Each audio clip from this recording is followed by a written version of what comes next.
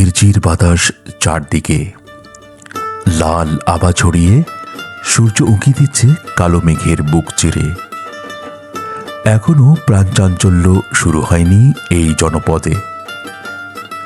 বাংলাদেশের উত্তর পশ্চিমাঞ্চলীয় সীমান্তবর্তী জেলা জয়পুরহাটের পাঁচবিবি থানাতে বাঙালি, সাঁওতাল, ওরাও, মুন্ডা ছাড়াও বাস করে আরেকটি আদিবাসী জনগোষ্ঠী। অন্যরকম এই আদিবাসী সম্প্রদায়ের নাম মালো।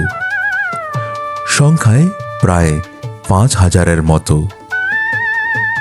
মালোরা সবসময় পরিষ্কার পরিচ্ছন্ন থাকতে পছন্দ করে। তাই তারা ঘরদোর লেপা পোছার কাজগুলো সেরে নেয় স্নানের আগেই। তারপর তুলসী পূজা দিয়ে শুরু করে সংসারের অন্যান্য যাবতীয় কাজ। অতীতে মালোরা শিক্ষার আলো দেখেছিল বহু দূরে। তাদের ধারণা ছিল শিক্ষা অর্জন করা মানেই সমাজে অত্যাচারী শ্রেণী সৃষ্টি করা। শিক্ষা নিয়ে এ ধরনের ভ্রান্ত ধারণা থেকে আজ ওরা সম্পূর্ণ সরে এসেছে।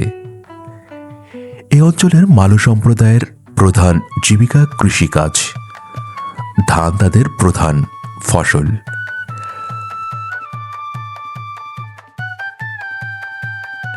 আগে মালো সম্প্রদায়ের প্রায় প্রতি পরিবারেই নিজেদের প্রয়োজন অনুযায়ী যথেষ্ট জায়গা জমিন ছিল।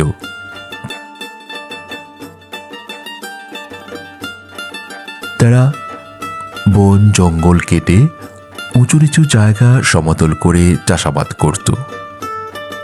ঠিক কতকাল ধরে মালোরা এদেশে বসবাস করছে তার কোনো সঠিক ইতিহাস আজও লিপিবদ্ধ হয়নি।